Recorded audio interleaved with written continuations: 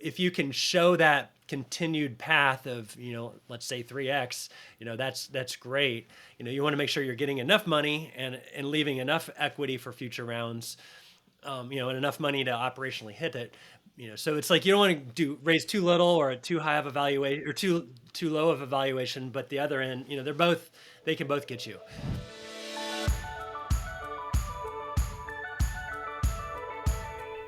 This episode is brought to you by 212. At 212, our mission is to help founders succeed, and we do that through a series of products, services, and education.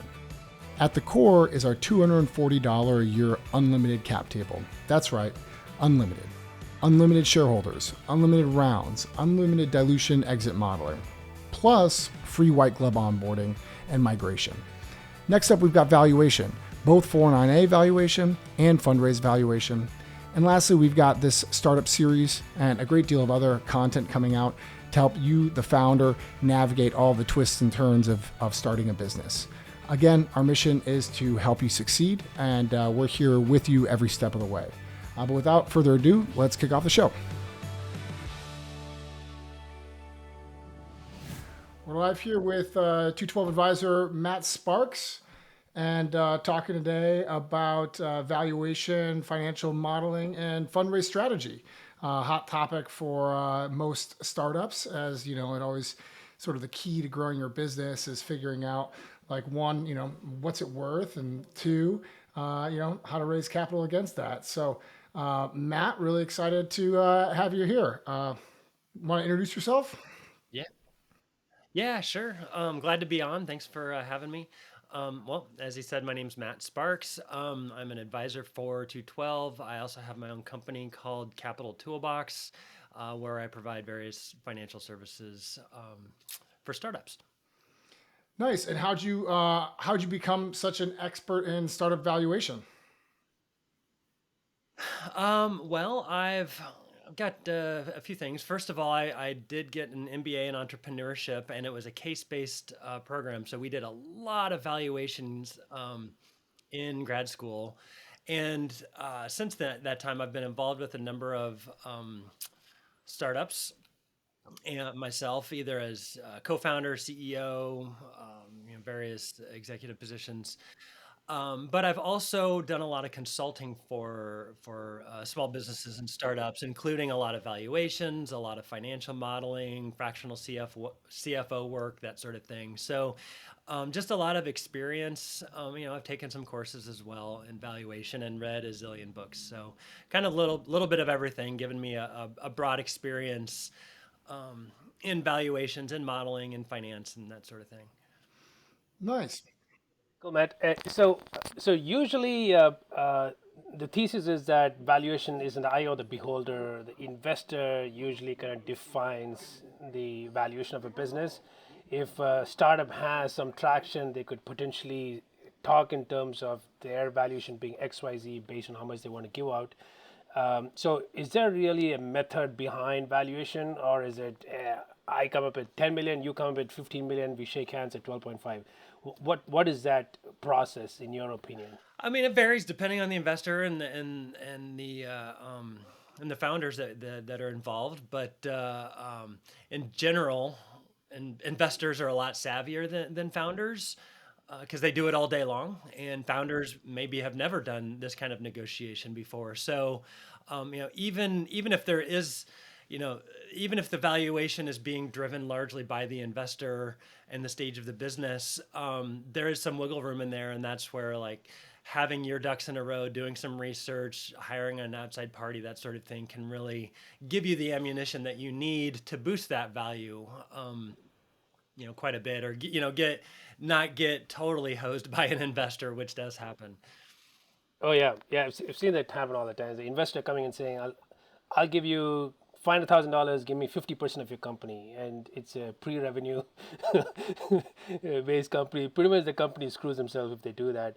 So question for you: I think what you're basically saying is that if the entrepreneur were to apply some different methodologies, then they have a better chance of trying to arrive at a valuation that is more in tune with the market. So do you think that they have to apply some of these techniques, or is it best to look at comparables and see what these five other companies in a similar space of race? Where do you put more weight? It depends on the stage of the company, and I would do all of the above. Frankly, I would like to know what the comparables are, what the valuation multiples are. But you can look at different valuation methods. You can look at the venture capital method, which is the method that's probably going to get leaned on pretty heavily for any sort of pre-seed, seed, Series A type company. The further along you are, you might give a little more weighting to a discounted cash flows valuation method. Um, there's EBITDA multiples, there's revenue multiples, annual recurring revenue ARR multiples. There's all sorts of different ways to do it. I would look at them all, and a lot of times they'll sort of target a general range, and that's roughly where you're going to be. But there might be an outlier, and you look at, well, why is that outlier so high? Oh, because valuations, for example, in the last 18 months across the board in startups have gone up about 3x. So maybe the data you were looking at was, 2 years old and it's less relevant today. So, looking at all those different methods is definitely useful. Now, that said, if you're pre-seed or seed, you're going to probably be looking at a venture capital method pretty heavily. And, there's kind of a cap for what any given stage is going to be raised at. Like if you're pre-seed, pre-revenues, you're not going to get a, gigantic valuation most of the time. Whereas like if you're, further along, then they're going to look more heavily at the actual numbers that you've been hitting. So from a very high level, what is the value of your business X years from now? What is the net present value of that, and apply some discount from a very high level? Is that the intuition behind valuation? Yeah, generally speaking, yeah. I mean, old school valuation before the startups were invented, right? Back when everything was brick and mortar, decades ago, you would hire an appraiser that would come in and say your business is worth X, and that's based off of, I don't know, it could be 5x your last year's EBITDA. It could be based off the value, the market value of your assets, the book value of your assets, all these different things. But none of that really applies when you're pre-revenue, when you're fast growth, when you're not just targeting a neighborhood, but you're targeting the entire world with some software, and the market size is enormous. So what you've done so far in terms of revenues and cash flows doesn't matter. And whereas like your projections and the market size and the quality of the team and some of these things do matter. So that's why they're looking at the venture capital method, which is exactly what you're saying. Looking at a valuation, an expected exit value, say, 5 years from now, and then discounting it back to today. So, Dustin, you do a lot of angel investments. What is your process when you value businesses, and do you look for some percentage ownership, or are you just looking for multiplier in your investment? What's your I think thesis? percentage ownership is a really terrible way to go about it, because I'm not trying to take a controlling interest in the company. I'm just trying to make a return. And so the only thing that matters to me is the price.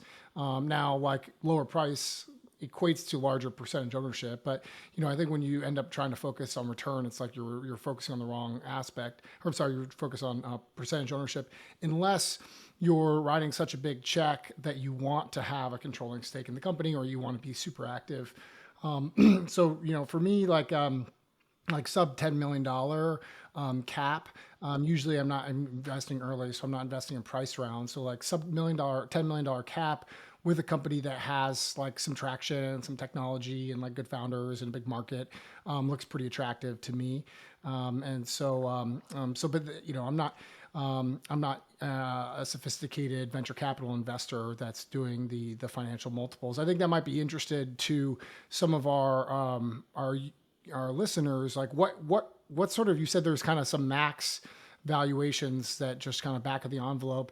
What are you seeing for like a pre-seed company? Maybe even earlier than when I was talking about. Like maybe it's a company that's like going through an accelerator. They've got a team. They've got some ideas. They've got a big market, maybe a beta customer or something like that. Matt, where are you seeing is kind of, aside from all the fancy math and valuation techniques that we can do, just back of the envelope in this current market? Yeah, and that can vary quite a bit based on the industry, whether you're fintech, whether you're med tech, whether you're hardware, whether you're software. It also varies based on geography. Something in the Silicon Valley is going to be a lot higher than something in, I don't know, Kansas. Um,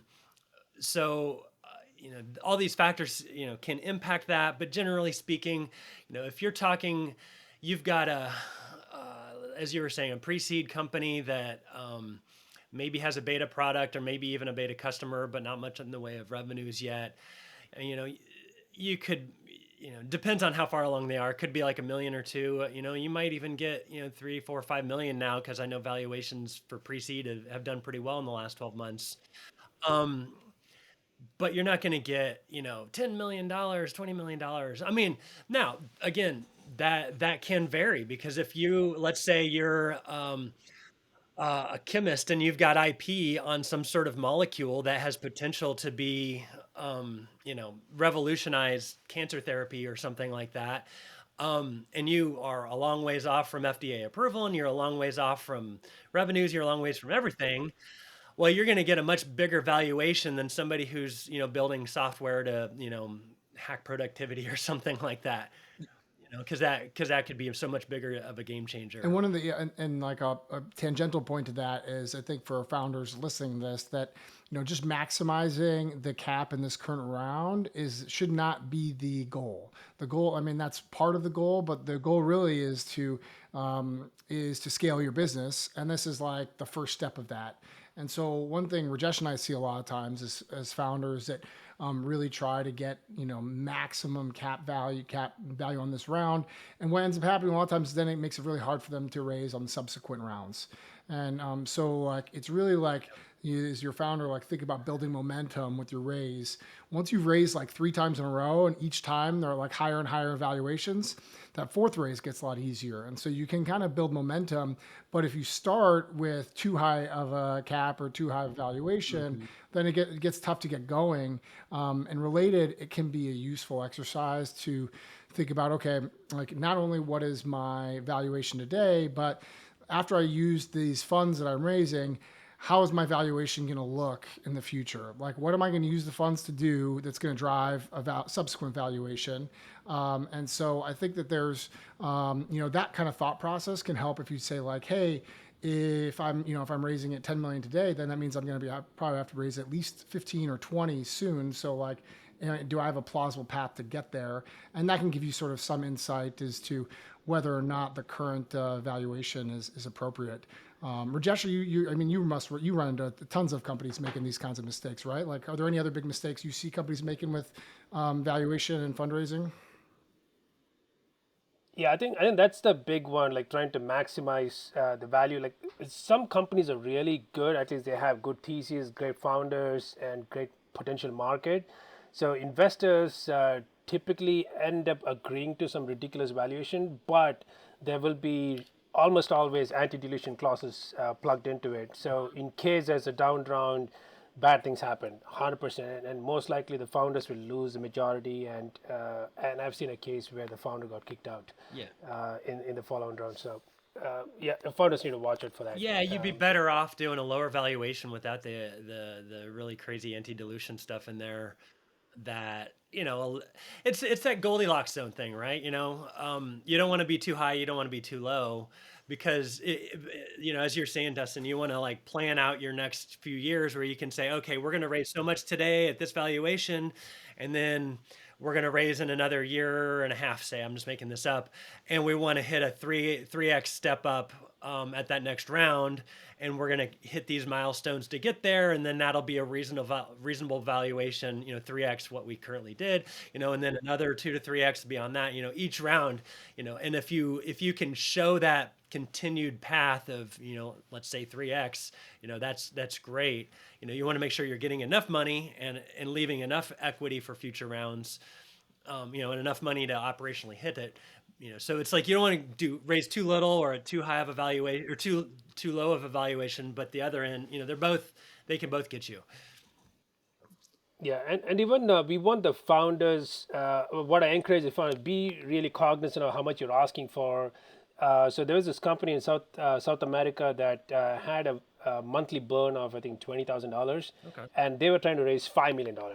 And the question was, what do you really need at $5 million? What are you going to do with it? It's like a 50-year runway. So why don't you go raise say $500,000 and then quickly sprint up rather than give too much of your company away early on at that kind of valuation, at that kind of race. So Matt, another question for you is, so you talk about VC method, right? So and that comes into picture several times. Can you break that down for us? What VC method is and why that's important? Yeah, so there, again, high level, there's a number of different types of valuation methods. The one that venture capitalists use is they will look at the what we call a terminal value or an exit value of the company in say 5 years, and based off of your hockey stick chart, projections that say in 5 years we're going to go way up, and we're going to have all this growth, and assuming that we hit that number, we're going to have 100 million in revenues in 5 years, and let's say it's 100 million in annual recurring revenues, ARR. And so in our industry, we're getting, let's say, 30x ARR multiples. So that could be a what is that, 3 billion? Yeah, $3 billion valuation. Okay, that all sounds great, but investors see those charts all day, and we all know that not all of those companies are going to hit that. It's a high risk investment. It's a startup, and very few of them actually do become unicorns. So they say, okay, well, it's a $3 million valuation, but we're going to discount it based off of how far along you are. You're still in seed stage. We're going to give you a really big discount rate. So in other words, every year you're getting discounted by 100%. And without getting into the weeds and the math on that, that might put today's valuation, I'm just going to make that up, $5 million. So basically saying the chances of your failure are so great that your $3 million exit in today's dollars, and all that risk accounted for, is only worth $5 million investment today. $5 million valuation today. So that's the kind of the high level what that looks like. So the further along you are in your path, the more likely you are to make it. If you're pre-seed, or you've just got an idea, the chances of that becoming a unicorn are very slim, right? But if you've already raised a pre-seed, you've raised a seed, you've raised an A, you've got some traction, the chances of that company making it are a lot higher. It's not 100% by any chance, but so as a result, the investors will say, okay, that 5-year valuation, we might say, well, that's actually going to be 4 years, and it might only be 4 years until the exit, and it might only have a 75% or a 50% discount rate.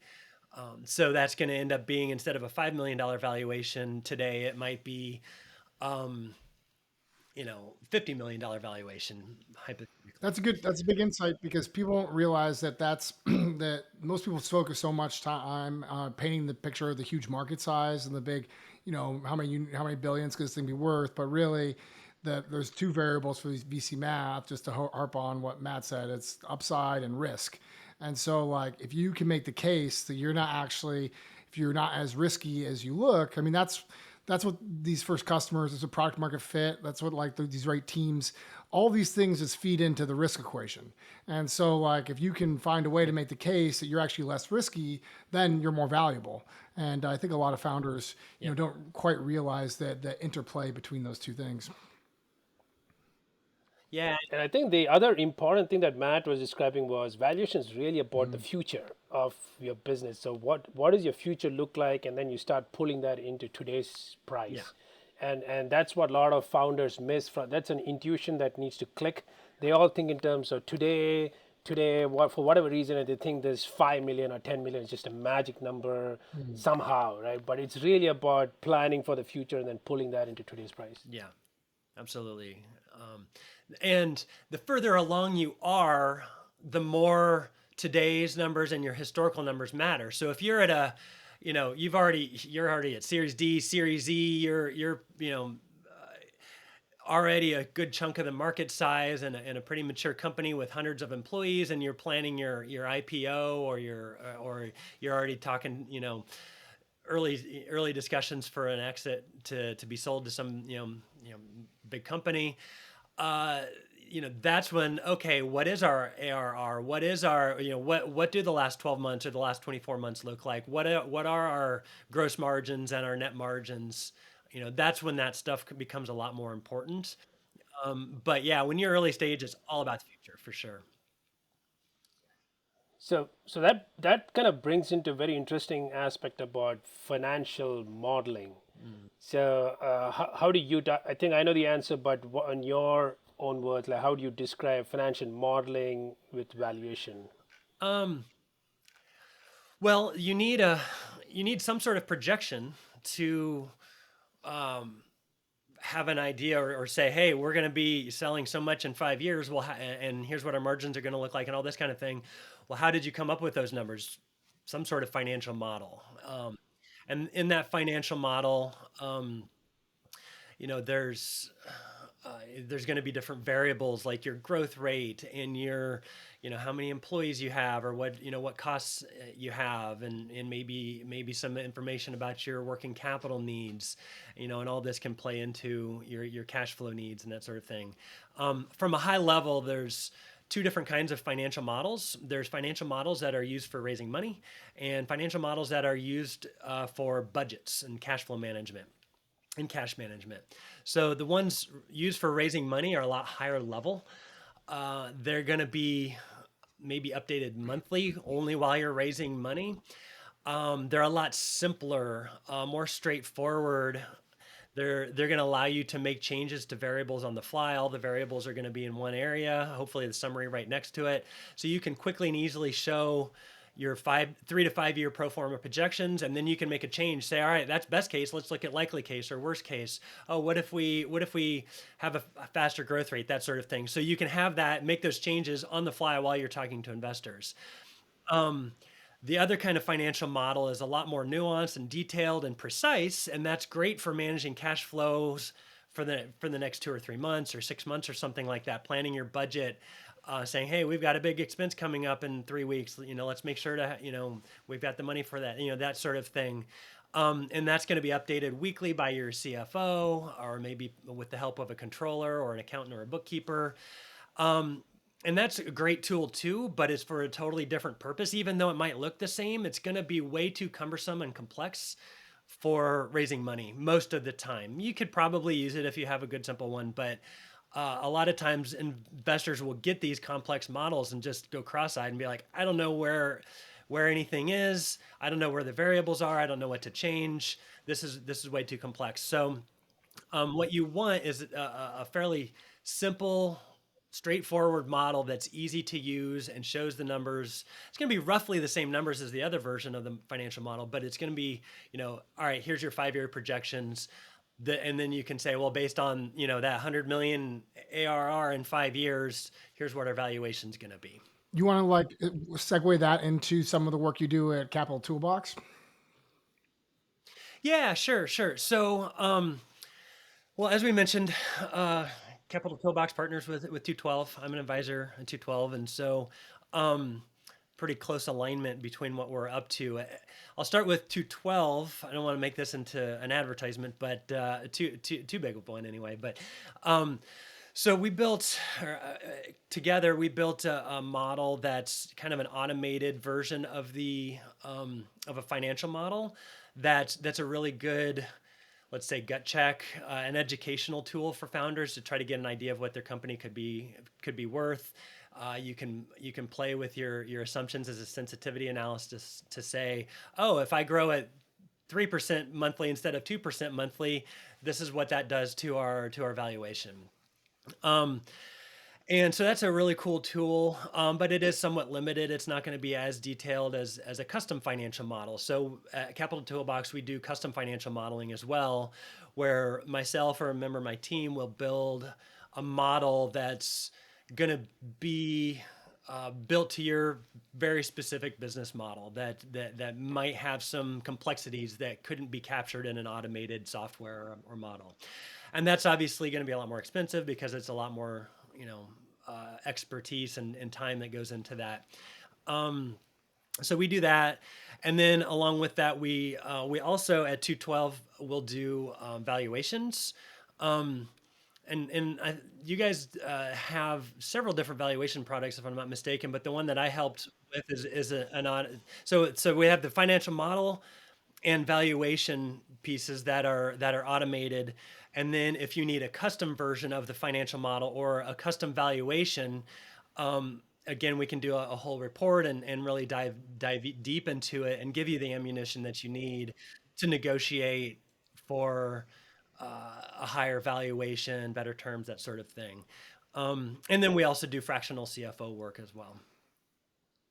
Yeah, yeah. Typically, what we see is that even from within valuation, like you said, you have a 409A valuation that is primarily to kind of price your common shares and the options that are given out. So when you run 409A, it follows a different standard from ASC, and that you're really trying to price the company and apply some discount to that, usually like 40-50% discounts. I've seen even 80-90% discount depending on the stage. Mm-hmm. And that's really to give out options and common shares. But when it comes to fundraise valuation, is very different. So the methodology is very different. It follows a different ASC standard, and that's the piece that we work with you on. And even within that, like you said, we try to help founders understand what is the gut check value of the business today, and also build out this financial model. And I think working with you, the biggest learning for me was financial modeling is very important. And once you start building out the financial model, you can also start tracking how the value of a business will grow over a period of Mm-hmm. time. So if today you are a $5 million business, what does it take for you to become a $20 million business? What should your financial look like, say 18 months from now, that will make it closer to a $20 million business? So you can make decisions today with respect to how many products you need to sell, what should be the price per unit of the product that you're selling. So that really opened the eyes for me big time. And I've been telling that to my customers and all the founders that I speak with. And here's a very interesting data point that I have for you. What I'm seeing is that founders use a financial modeling product. They work with the team. They expose their entire financial model with the team, and tell the team, okay, so 6 months from now we want to have 1,000 customers. So what that means is that you need to go target, say, 2,000 customers at the top of the funnel, or 20,000 customers at the top of the funnel, depending on whether it's enterprise or consumer. And they now define the funnel. Okay, what should be the top of the funnel, middle of the funnel, bottom of the funnel, and what product features are needed. So it just makes it so cohesive for the chief revenue officer, the product team, the sales, marketing to kind of rally around the financial model. And when they hit those numbers, the valuation becomes a thing, and they understand the free cash flow, at which point they run out of capital and they need to go raise more capital and more money to sustain the business and grow. So it's a beautiful product that you helped us build, and it just opens up a lot of insights for anyone using the product. And we're getting so many positive reviews from different founders. Yeah, and you really hit the nail on the head there too. I mean, obviously, evaluation and is part of what a financial model helps you come up with. But the other big piece is decision making for the founders and management team.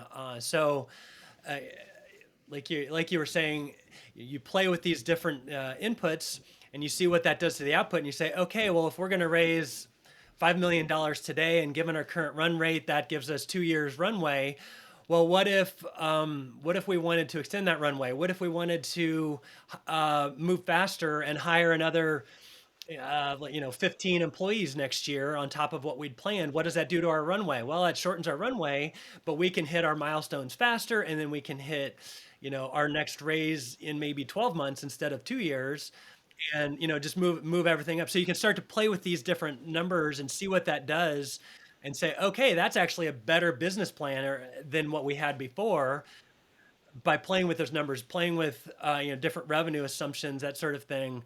Well, what if we launch this other product and priced it a little bit higher? What would that do? Oh, that increases our margins and extends our runway. Well, that allows us to hire a few more people and move even faster. So all these kinds of business decisions that aren't necessarily obvious, especially when you're looking at things like working capital, which can be a really big factor for a hardware company. And they play with the model and they're like, oh my gosh, growth costs money because I have to invest in working capital, your inventory, your accounts receivable, that sort of thing. And all of a sudden they're like, well, we do want to grow fast, but that means we got to raise money. So the faster you raise, or faster you grow, the faster you have to raise. And so it helps people wrap their head around some of these key decisions. Yeah, and at the same time, like if you raise X dollars, how much of the equity you're giving away, and Hmm. what would be the valuation 2 years down the line, or 18 months, or 15 months, and what can you raise, and how much of the equity you're giving away. So that's all very important. Like Hmm. because and I keep telling founders, investors invest in companies; they don't invest in products or features. So you really need to project yourself as a business, and you need to really think in terms of all the different pieces to the business. So you brought up hardware. That's a good segue to my next question. So there are different types of businesses, right? SaaS businesses, hardware, coffee business, furniture business. So how do you see? How do you kind of? What's the best way to think about valuations for all these different types of businesses? I mean, you have to look at it industry by industry and business model by business model, because, and as I mentioned, geography as well. But in general, hardware costs a lot more to build, and so there's a lot of investors who just won't invest in hardware, though that's starting to shift. But so in general, it's harder to get a higher valuation, which is tricky because you have to raise so much more. Um, and investors also, in fairness, do know that and say, okay, well, if we take too much too frequently, it leaves none for the founders, and then they're not going to be incentivized to stick around with this thing. So they can't be too greedy with it. But in general, software, so there's enough competition from investors to invest in a good software opportunity that it can drive up the valuation. So, and some companies that might be hardware also have a strong software component, so that can maybe boost their valuation as well. And even the multiples would be different, right? So if you're selling furniture, there's a lot of inventory, so you're probably looking at 5 times or 7 times your earnings. Hmm. Whereas if you're a pure SaaS business, then you're probably 30 times your, Revenue. if you have revenue, it's 30 times revenue. Yeah, absolutely. And if you're, but and you mentioned furniture, which is kind of an old school type of business. But if you're looking at hardware, maybe it's some sort of consumer electronics or something in clean tech. That could be a lot closer to the software type of valuations because the potential for that is so big. Where the potential that a furniture store, even a large furniture store, is going to grow at 100% per year for the next 5 years is just extremely unlikely. Yeah, yeah. And what do you think about companies that come in and say, I'm pre-revenue, pre-product, I'm expecting $2 million in revenue in 2022 and 15 million next year. So they come up with all these different models. Anybody can create models. Obviously, models are wrong. Yeah. But what do you see what do you say when you see like very optimistic models?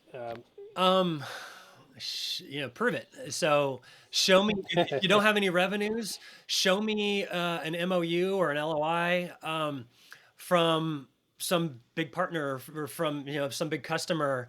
Show me a very defensible IP that everybody's going to want, and for a good sized market. Show me the team. If the two founders have this is their third or fourth startup, and they've already had some successful exits and they know the space. It's like, all right, they're going to do pretty well. So like Clayton, Christensen? the Deep Eddy vodka. Yeah, Christensen. Thank you. Um, his previous company was, I'm drawing a blank on that too. I think it was the coconut water.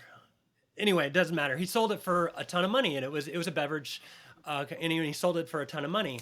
Like I want to again, sorry for my data being old. I haven't thought about this in years, but I want to say it was like $90 million or something like that, and so he did really well and was kind of a big name in the beverage industry.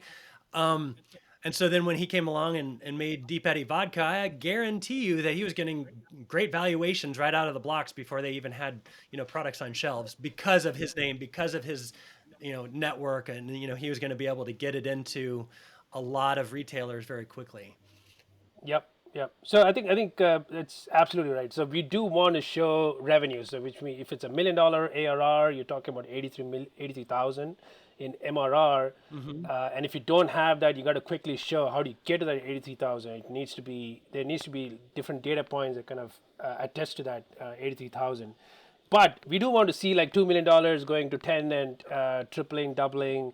So we do want to see that, but just make it believable, and then you get the Yeah. valuation you're looking for. Yeah, and so that's where like the strong team comes into play, or an MOU, or maybe you've got maybe you don't have much revenue from it, but you've got some beta tests from some big players, and some demonstration projects out in the field or something. They're like, wow, okay, you've got some big players that are already interested.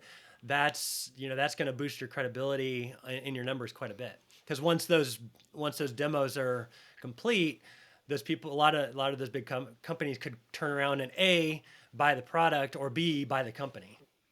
And then when you talk about the DCF or EBITDA multiple, revenue multiple, that's really for later stage companies where you actually have data to show for, right? Yeah, yeah. Um, so again, in the early stages of a company, you don't have much revenue. It's just based all on promises and dreams, and team and IP and all this kind of stuff. But later on, you do have revenues, and the risk of the company just being a complete flop or go way down. You've already got millions of dollars in revenues coming in.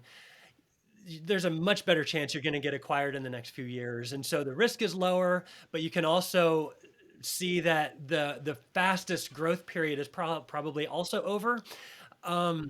So, in year one, you might have $50,000 in revenue. In year two, you have $500,000 in revenue. That's a 10x growth. And then in year three, you've got $5 million in revenue. That's another 10x growth. You're not going to keep growing at 10x forever, right?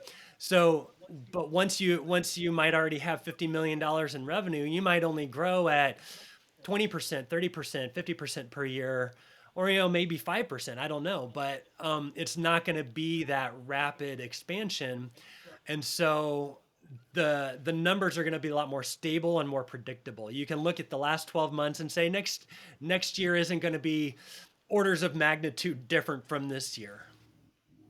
Got it.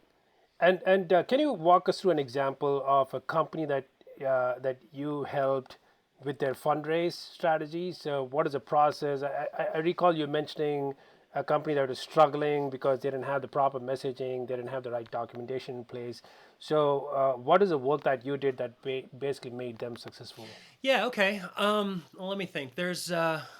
I mean, it's very common problems that you're mentioning, but so there's a company that I started working with a couple years ago, a clean tech company, and they were trying to raise a seed round. Um, and they had a CFO, and they had a financial model, but as I mentioned before, this model was way too complex and cumbersome, to the point where it's just unworkable, unusable for business decisions, but also for investors. And they just couldn't get any investors to invest. And they had a good product and good team and all the other things in place. And so they came in and hired me, and I built a new financial model. And and it was a custom one. But as soon as I built that, they had either two or three term sheets on the table within the next 10 days, and raised their seed round. And then I helped them with a Series A again last year in 2021. Same thing. I basically updated their model and helped them with a few other things. And boom, they got a even bigger raise than they had anticipated. They were shooting for 13 to 15 million, and I think they're closing like 20, or they closed 20, so something like that. So they're a little bit oversubscribed, which is good. They got a good valuation. So that's an example. Somebody doesn't have good financial model. They don't have good projections. And investors are like, we're interested, but we can't see your numbers. We can't understand them. Give me a better model, and we'll write you a check. Is in so many words what Yeah, it's happened. like that sounds to me like the the pro forma and the valuation work you do. It's kind of like the steak. And so, you set the table, you have the investor meeting, you give them the demo, you get the place setting out, but like ultimately what they're buying is this model, is this homework, is and you show your work. And so if you don't have you and those because that's ultimately what was going to drive the return on investment for these VCs.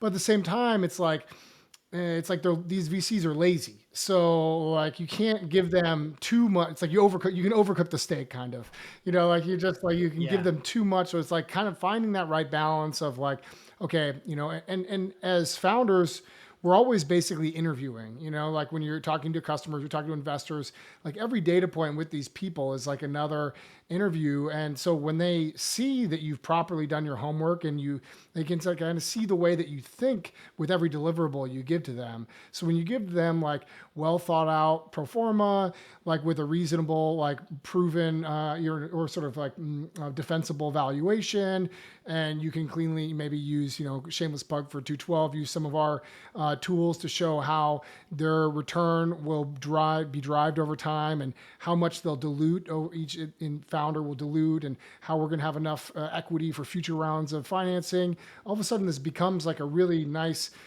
piece of it's not just your deck. Like I feel like this bundle of deliverables is really the difference maker between the deck and that like first in meeting and that coffee or that beer you get with an investor, like gets them interested. But it's like this packet of stuff is ultimately what gets them to write you the check.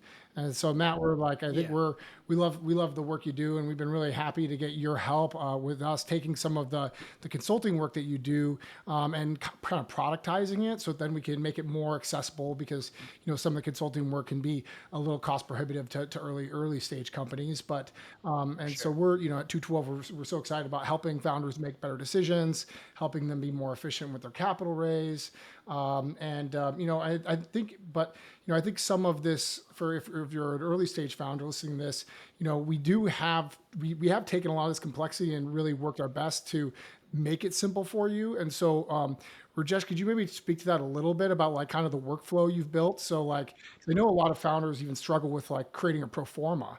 And like, well, as we talked about, it's just like this pro forma is kind of like the starting piece. It's like, how do your financials and your expenses drive future value? And so, Rajesh, could you maybe touch on that a little bit and the work you did with Matt there to create this like really cool product? Yeah, so I think the important thing here is I haven't found a single founder who knew how to build a P&L cash flow balance sheet. hmm They just don't exist. So everyone thinks they have to go get an MBA first, do a PhD, get a CFI degree or whatever before they build this thing. So they just don't touch it, and they hope that their CPA, CFA, somebody will CFO, somebody will go build these things for them. But it's already too late, right? So it's you're talking about having raised a few $1 million before you can go hire these people.